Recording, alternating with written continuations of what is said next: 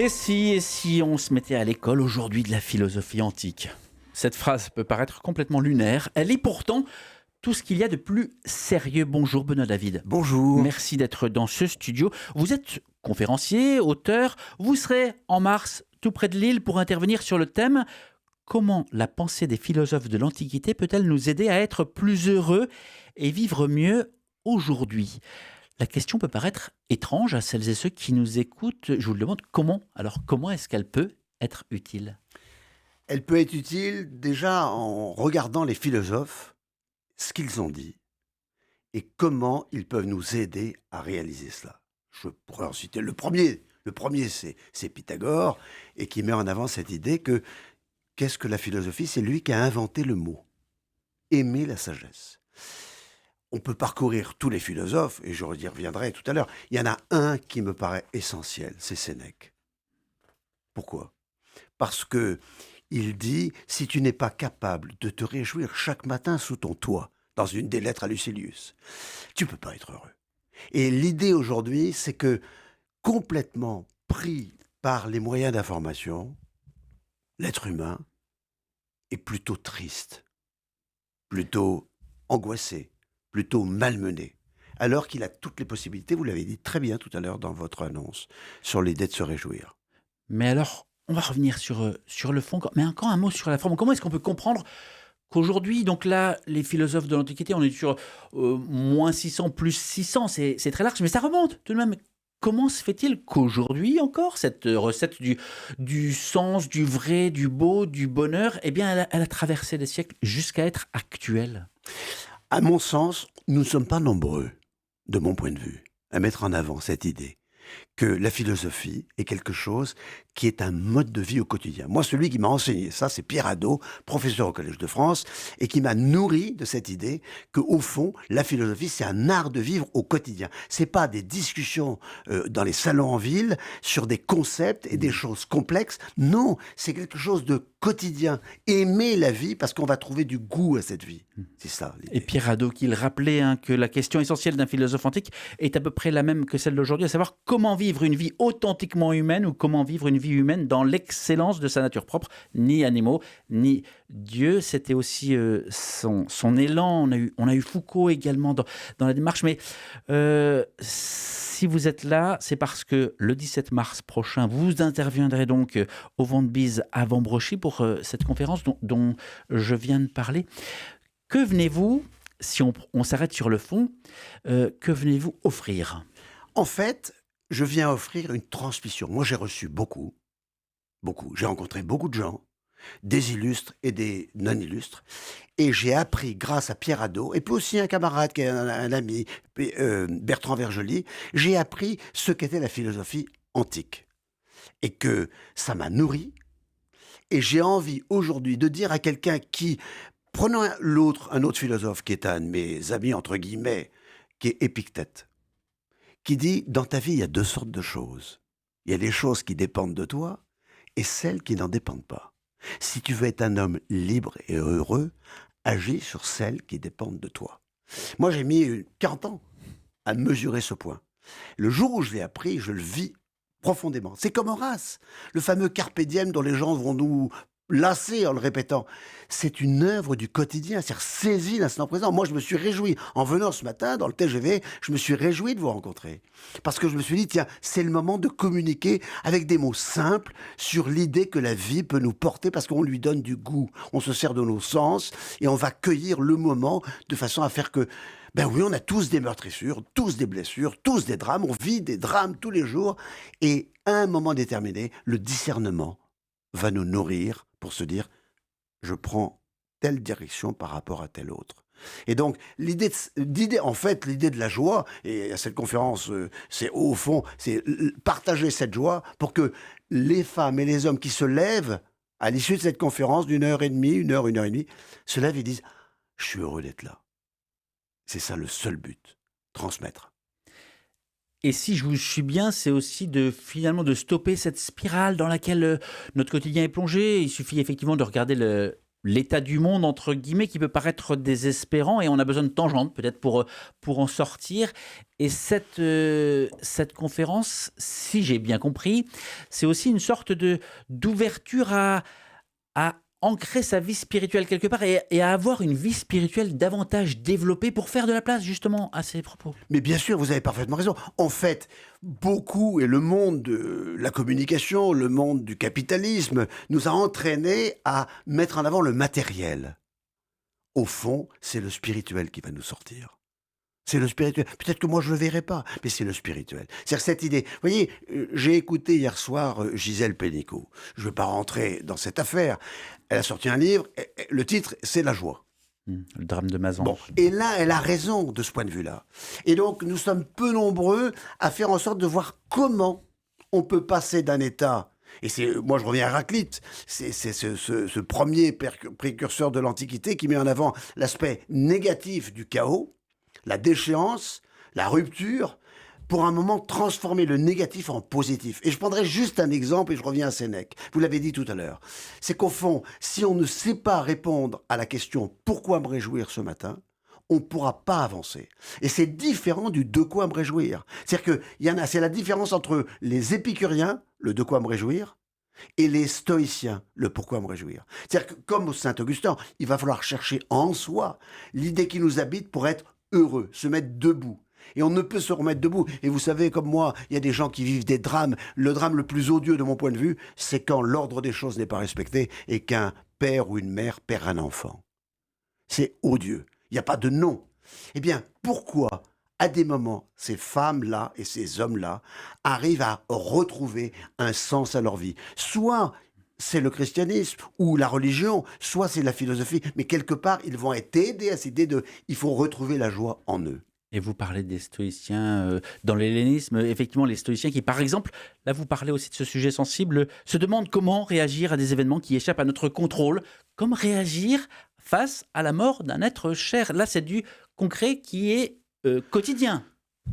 L'idée, c'est de s'arrêter et de dire « qu'est-ce que je peux faire ?»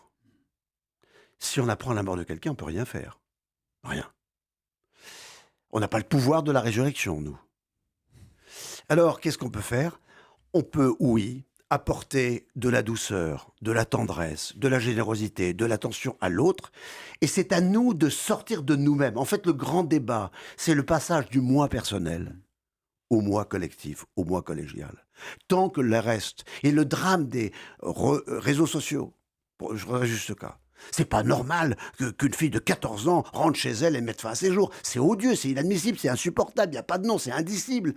Pourquoi ? Parce que, quelque part, elle a été enfermée ou elle s'est laissée enfermer dans le système. Et toute la beauté, à mon sens, de la philosophie antique, c'est de sortir du cadre de ces systèmes. Et d'apprendre à être soi, d'être, en fait, l'ontologie, c'est d'être. Et de se nourrir de cet être. C'est pour ça que j'ai pris cette conférence qui part de Pythagore et qui va jusqu'à Saint-Augustin. Il y a un très joli mot de Saint-Augustin. Ne t'égare pas au dehors. Reviens à l'intérieur de toi. C'est à l'intérieur de toi qu'habite la vérité. Alors, le grand V, vérité, de veritas, christique, mais le V de tout le monde, de vous, moi. Donc, c'est-à-dire d'aller nous retrouver en nous-mêmes. J'ai vu en entrant tout à l'heure l'idée de l'écoute. Oui, Plutarque a beaucoup parlé de l'écoute. C'est un des points, c'est une des qualités plus importantes. Et je reprendrai, tiens, dans la règle de Saint-Benoît, eh bien, si on fait la contraction entre le premier mot et le dernier mot, on a tout. Écoute et tu parviendras. Écoute, et tu parviendras. Là, vous avez fait le lien, la transition entre ces philosophes de l'Antiquité et puis du Saint-Augustin, du Saint-Benoît, le christianisme qui ne s'est pas approprié, mais qui s'est mis dans cet élan d'utiliser finalement les exercices spirituels. Absolument. Les exercices spirituels, bien sûr, Ignace de Loyola en parle, mais c'est Sénèque qui a inventé l'exercice spirituel. Sénèque a mis fin à ses jours. Sénèque a écrit de très beaux textes sur la consolation, et sur l'idée de la providence, sur l'idée d'une forme d'espérance. Oui, l'exercice spirituel, c'est s'arrêter, de se dire qu'est-ce que je peux faire, comment je peux avancer. Et c'est en faisant des choses simples qu'au quotidien, on arrive à faire des choses plus complexes après. Et le fait de donner, beaucoup de gens vont donner, puis une fois qu'ils ont donné, c'est fini. C'est pas ça. C'est de voir comment on peut avoir l'idée du don, le don de la personne, mais l'idée de la pensée. En fait, L'idée de cette conférence, vous voyez, c'est aussi d'aider les gens à remettre la pensée au cœur de leur vie. La pensée. Et non pas l'idée de l'action permanente. Pour que le but, et vous l'avez dit aussi au début de votre entretien, le but c'est d'agir parce qu'on a pensé. C'est Parménide qui dit penser et être sont le même. Benoît David, il ne faut pas non plus qu'on perde des auditeurs, auditrices en se disant mais ça me parle, mais ça me dépasse un petit peu. Je sens que ça m'attire vers quelque chose. Si on prend un peu de recul et de la hauteur, comment est-ce qu'on peut se tenir debout aujourd'hui en servant de ce qui est proposé? On peut se tenir debout aujourd'hui en servant de ce qui s'est proposé, c'est qu'à un moment on arrête de se tourner vers soi et de s'ouvrir à l'autre. Et j'ai parlé de l'écoute tout à l'heure, la qualité d'écouter. Oui, je pense qu'il n'y a pas de recette. De toute façon, ce n'est pas des recettes, c'est de l'incarnation. C'est-à-dire qu'à un moment déterminé, on va s'arrêter, on va dire qu'est-ce que je veux faire. Quelqu'un veut se remettre à l'espagnol, l'espagnol ne va pas arriver comme ça, il va falloir qu'il travaille. Quelqu'un se remet à un instrument de musique ou se met à un instrument, il va falloir qu'il travaille. Donc c'est un vrai travail. Donc l'exercice spirituel, c'est un travail quotidien. C'est se nourrir de, par exemple, le fait de dire, tiens, j'ai envie de démarrer ma journée en regardant quelque chose de bien. C'est une bénédiction. C'est dire, la traduction, c'est dire le bien. Hein. Et c'est pas, je parle le mot religieux, mais ça peut être un mot laïque, c'est dire le bien. Et donc, réapprendre aux gens et à se préparer, et à dire les choses simplement, à faire le bien, comme dit Aristote, l'homme est heureux quand il fait le bien. Faire le bien. Donc, arrêter de regarder sa propre personne, ce qui ne veut pas dire qu'il faille ne pas s'occuper de soi.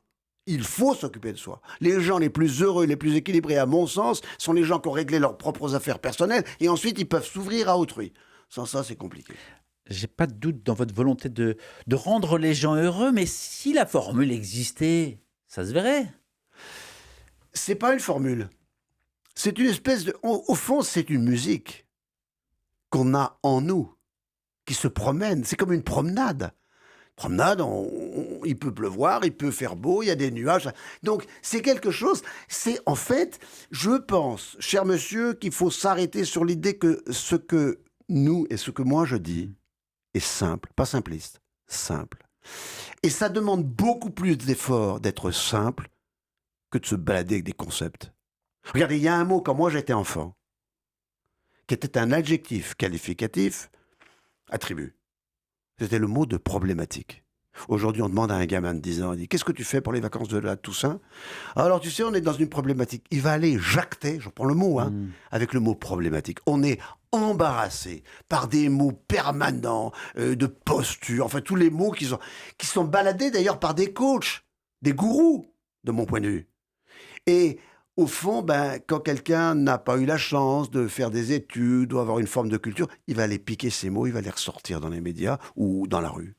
Non, la simplicité des choses. Si moi je suis heureux d'être là, je vous l'ai dit, pourquoi je dirais le contraire ? Simple, mais pas simplisme. Non. Vous parlez des mots, vous en avez couché quelques centaines, quelques milliers. Benoît David, vous avez écrit plusieurs ouvrages, dont Comment être heureux grâce à la philosophie antique. Ça, c'est Au fil du temps, édition en 2022, mais il y en a eu d'autres. Ils sont venus nous dire, l'un de vos ouvrages aussi référence. L'an dernier, c'était chez le même auteur, Il faut que je file aussi. Pourquoi, pour vous, ce besoin d'écrire ? Alors, je pense que l'écriture, c'est une thérapie. Je pense, honnêtement, je n'ai jamais... Vous savez, selon moi, il y a 3 canaux qui aident l'homme à être heureux, à mes yeux. Il y a le canal de la foi. Tout le monde n'a pas la foi. Et l'idée de Dieu. Elle était avec vous ? Alors, moi, je suis toujours en réflexion sur cette idée. Parce qu'un jour, j'ai demandé à mon père, à la veille de mourir presque, je lui ai dit, est-ce que vous pensez aller au ciel ? Je ne sais pas, m'a-t-il dit. J'ai bien aimé cette réponse. Pardonnez-moi d'avoir parlé de cet élément personnel. Bon, premier canal, l'idée de la foi. Deuxième canal, les gens qui travaillent sur la pensée, les analystes, les psychothérapeutes, les psychologues, les psychanalystes. Troisième canal, la philosophie. Et d'ailleurs, aujourd'hui, dans l'idée de travailler sur la pensée. Il y a beaucoup de psychanalystes qui s'intéressent à la philosophie antique parce que c'est un des moyens, et vous l'avez très bien dit, les exercices spirituels peuvent nous aider à travailler sur cette idée. Non, moi, la vocation est simple, c'est de transmettre quelque chose que j'ai reçu, que j'ai appris, que j'ai aimé, avec quelques clins d'œil. Le fait de m'intéresser beaucoup à Sénèque et les pensées, les lettres à Lucilius, m'intéresser à Épictète, car rien n'écrit comme Socrate. Agir sur les choses qui dépendent de soi, en fait, moi, on ne me l'a jamais appris. Et vous l'avez dit, l'Église, elle s'est beaucoup inspirée de la philosophie antique. Alors, vous avez l'énergie de votre jeunesse, mais tout de même, il n'y a pas un moment donné où vous avez envie de vous arrêter, de prendre du temps pour vous? Eh bien non. En fait, je vais vous dire, je le prends le temps pour moi. Et c'est une joie d'être là.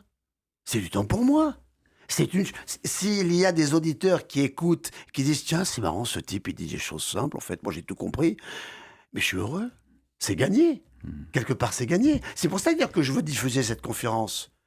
Et il y a des municipalités qui m'invitent. Et j'espère être invité par des diocèses. Je dois citer quand même quelque chose de très noble, très heureux. Un jour, j'ai écrit en sortant ce livre que vous avez mentionné. Ils sont venus nous dire à 2 personnes. J'ai écrit à Hugo Frey, que j'aime beaucoup, qui m'a fait connaître Bob Dylan, que je ne connaissais pas. Et il m'a répondu, je l'ai vu, il est venu à une de mes conférences. Et j'ai écrit à une deuxième personne. C'est le cardinal Bustio, évêque d'Ajaccio. Il m'a répondu et il m'a invité. Et j'ai fait une conférence en Corse. Et l'idée, c'est d'être heureux. Vous êtes le trait d'union entre Hugo Frey et le cardinal Ouais, Bustio. quelque part. Ils s'en amuseraient tous les deux. D'ailleurs, je vais parler à l'un et à l'autre, bien sûr. Comment la pensée des philosophes de l'Antiquité peut-elle nous aider à être plus heureux et vivre mieux aujourd'hui? J'ai posé cette question il y a un quart d'heure. Si je la repose aujourd'hui, les réponses ne seront plus les mêmes après ce qu'on vient d'entendre. Je suis sûr auprès de celles et ceux qui nous écoutent, parce que, évidemment, vous avez mis vos lumières sur ce sujet. Mais un mot de vous encore avant de vous laisser, parce que le temps file. Après avoir, durant votre vie professionnelle, formé, entraîné, conseillé, notamment des cadres et des dirigeants sur le management, la place du comportement, de la communication relationnelle. Comment est-ce que vous êtes passé de cette vie professionnelle à cette proposition spirituelle, j'ai envie de dire? Eh bien, en fait, j'ai eu envie de partager. C'est du partage. J'ai eu envie de partager. Il y a 2 hommes qui m'ont marqué dans ma culture initiale. C'est Ricardo, l'économiste néo-américain des échanges, italien-américain des échanges, et donc sur la théorie des échanges, les échanges, quoi, la relation, la rencontre. Et puis Frédéric Herzberg, qui a mis aux États-Unis l'enrichissement des tâches. Et j'ai découvert quelque chose qui m'a beaucoup plu. C'est pour cette raison que j'ai fait des études d'économie. Et puis, oui, ça m'a marqué pour le fait de dire, en fait, moi, on m'a pas dit. Tu sais, mon petit bonhomme, dans ta vie, il y a deux sortes de choses. Les choses qui dépendent de toi et les choses qui dépendent pas de toi.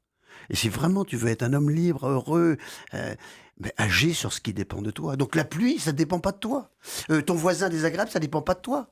La méchanceté de ton professeur de mathématiques, ça ne dépend pas de toi.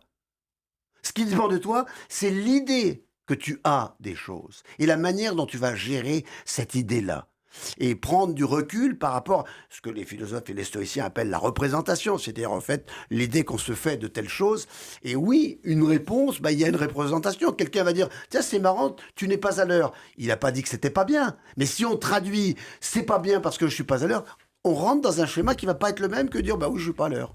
Agis sur ce qui dépend de toi. Oui. Merci beaucoup, Benoît David, d'avoir pris le temps de venir en studio répondre à ces questions. Mais je vous en prie. C'était une joie. L'entretien va être à retrouver sur la page YouTube d'RCF Hauts-de-France et sur le site rcf.fr, Région Hauts-de-France.